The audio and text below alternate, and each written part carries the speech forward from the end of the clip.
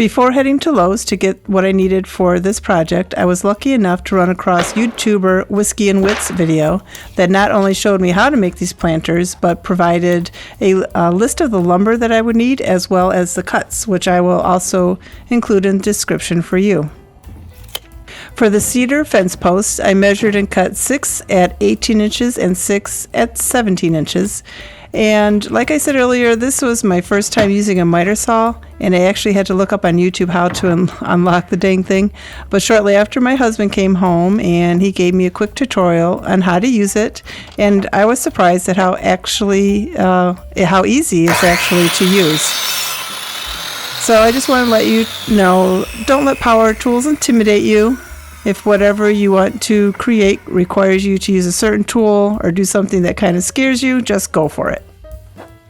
You'll surprise yourself, and it'll give you the confidence to continue to learn new skills and create something new. But most importantly, don't forget the old saying, measure twice, cut once, and I'm happy to say I didn't have any miscuts. After I cut the cedar, I cut 4 of the 1x2 whiteboards to 18.5 inches and 4 of the 1x3s to 18.5 inches.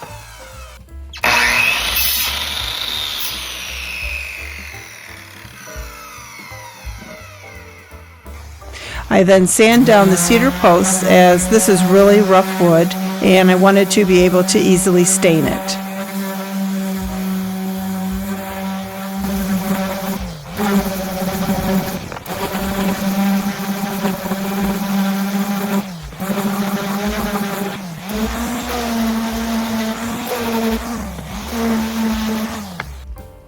I stained the 1x2s and the 1x3s with Valspar's Canyon Brown, applying 2 coats.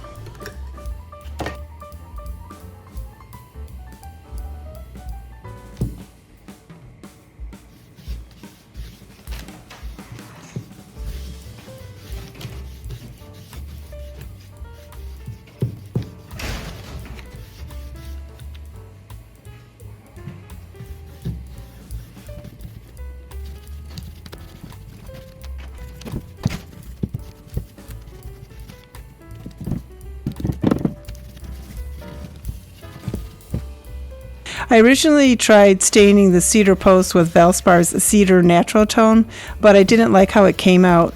You can see it on the table on the right, so I ended up using the Minwax Whitewash.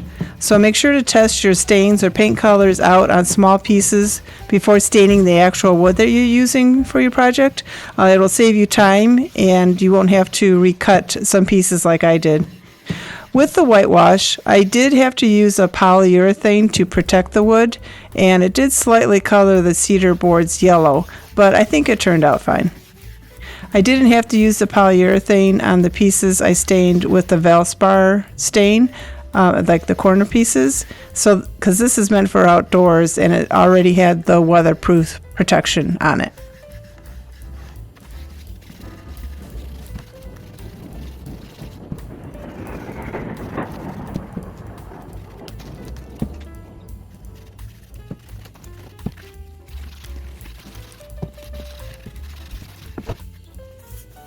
So here I am doing 2 coats of the polyurethane to protect the wood. This is the cedar from the elements from rain. I plan on bringing this in the winter, so it won't have to go through the wear and tear of winter.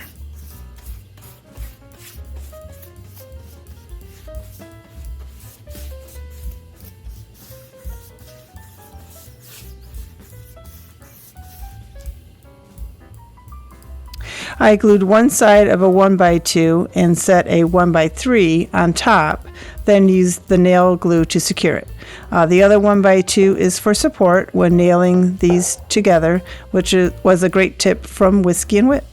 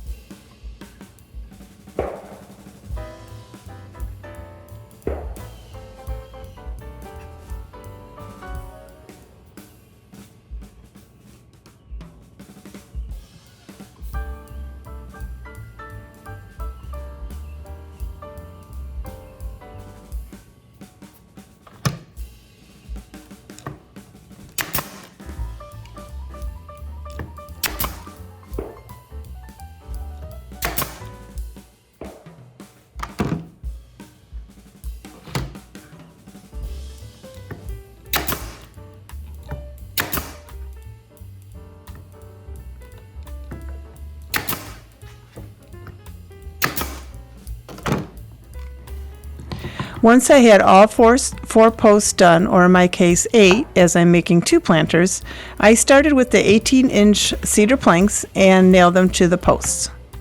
And make sure that you either have the 1x2s or the 1x3s the same, so that when you look at them, when the planter is together, there's not a weird seam. Like one side would have the seam and not the other. I hope that makes sense.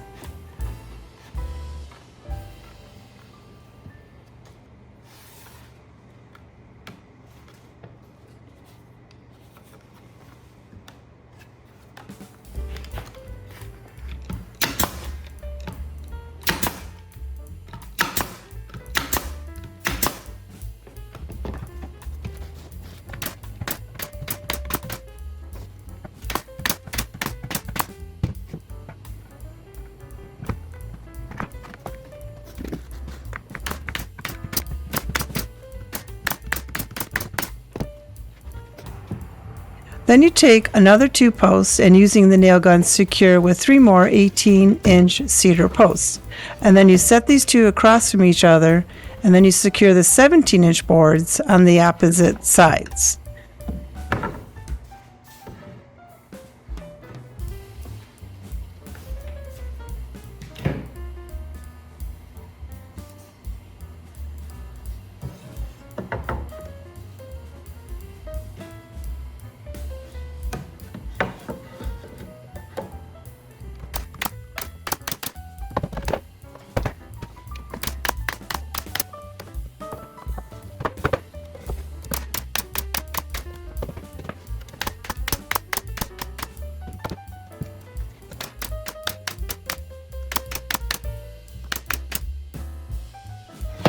And of course, you want to make sure that your nail gun is fully loaded or your boards will fall off.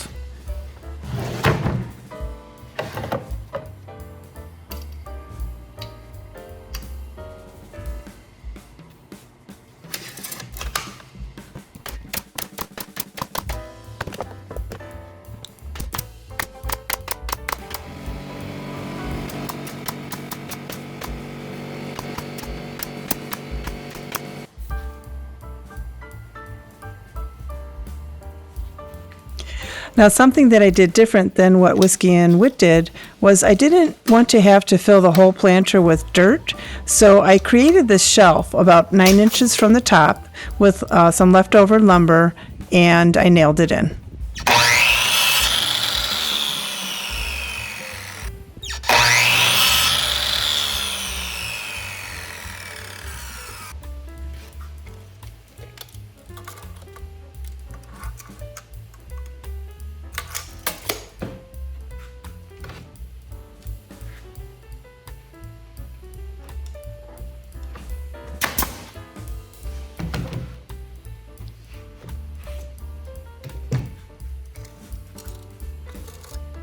So here I'm just measuring 9 inches from the top to make sure that this sets evenly on both sides.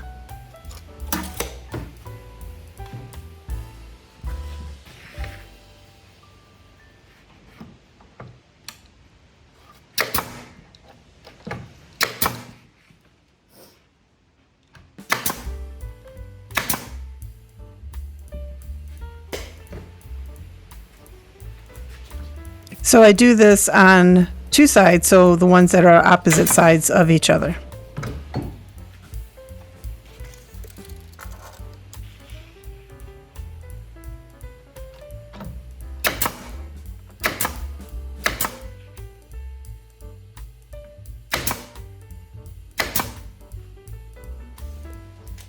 Here I am measuring the inside of the box so that I can cut the shelves. I take that measurement and I cut 6 of these rough cedar boards so that I have 3 for each box. And since no one's going to see these, I didn't feel the need to sand them. So I'm going to place these in the bottom and leave a little gap between a couple of the boards for drainage.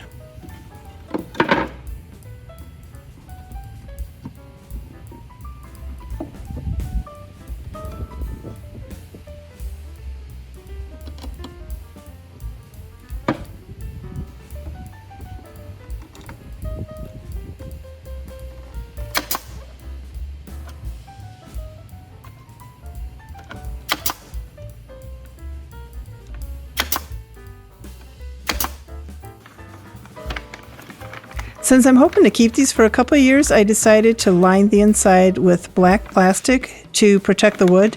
Plus, it'll help keep the dirt in. And I'm sure there's someone out there with better math skills than me that they could measure out what size plastic you needed, but I kind of just stuffed the plastic in the box and cut around it, and then I clean it up as I go around with the staple gun to attach it to the inside.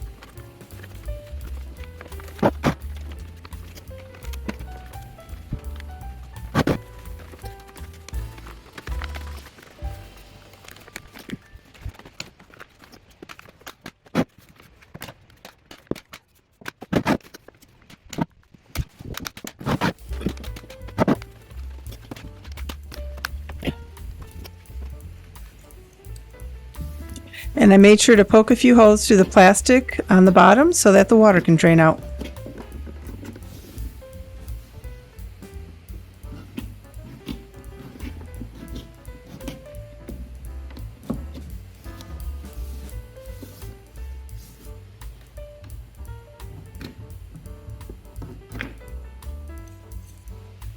I'm using 1x3s for the trim on top. It's just a simple measurement for each side. I didn't want to get into any corner cuts. That might be my next lesson for another project. So I measure these out and cut and stain them.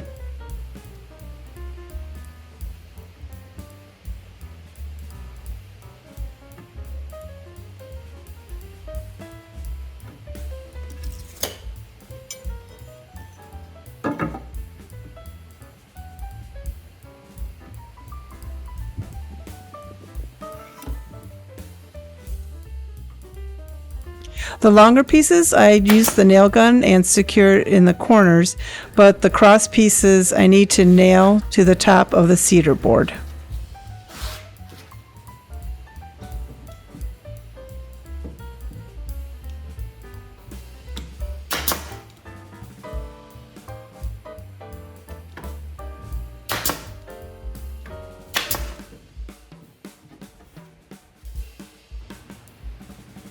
So I'm going to mark the trim where I need to put the first nail.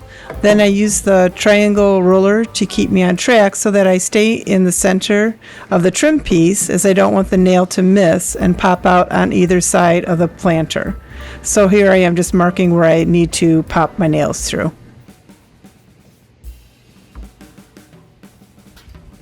Since there's no way to see whether there's nails in the nail gun, I've gotten into the habit of opening and checking often so I don't run out. So now I just follow my pencil marks of where I need to put in the nail.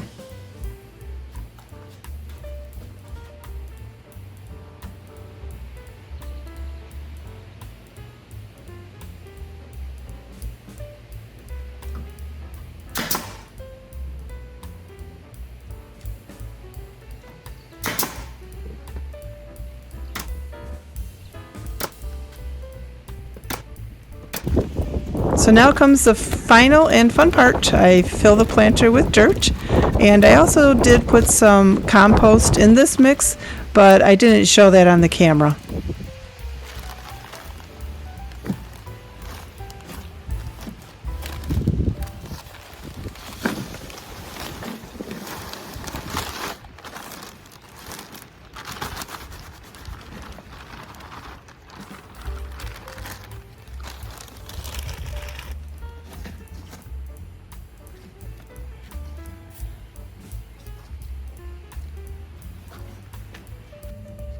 I picked up 2 matching hanging baskets at a local nursery, and I could just skip the whole process of putting the dirt in and drop the pot in, but I know that the roots are probably pretty tight and I like to give them room to roam. So I take the hanging part off the top of the hanging pot, and I take the plant out of the pot, and I'll loosen up the dirt ball and plant it directly into the planter.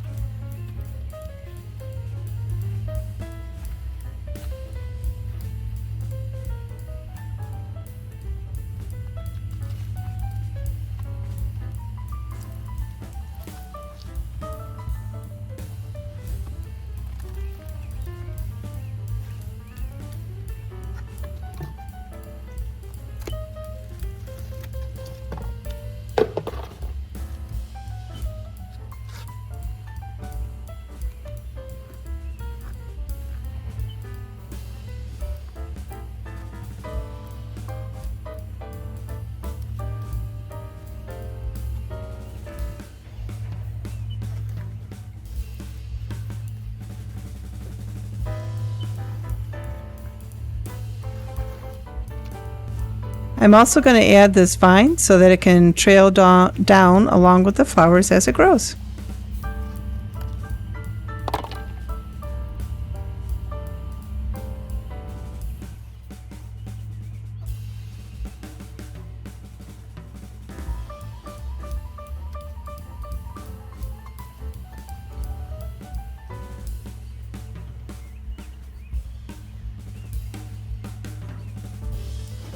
As I promised earlier, I'd tell you the cost. So the 1x2s were $16.44. The 1x3s came out to $16.44 as well.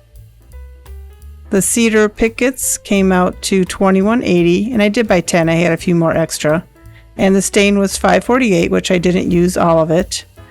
So the total was $60.16. And if you divide that by 2, that's $30.08 each. And compared to the $200 that I've seen online for one, I think that's a pretty good deal. So thank you for joining me on this exciting adventure of trying new power tools. And remember, don't be afraid to step out of your comfort zone and take on a project that you've always wanted to take on. So make sure to like and subscribe, and let me know in the comments. I want to know what your first power tool was that you used. So until next time, this is Jeannie with Makers Unify, and have a DIY day.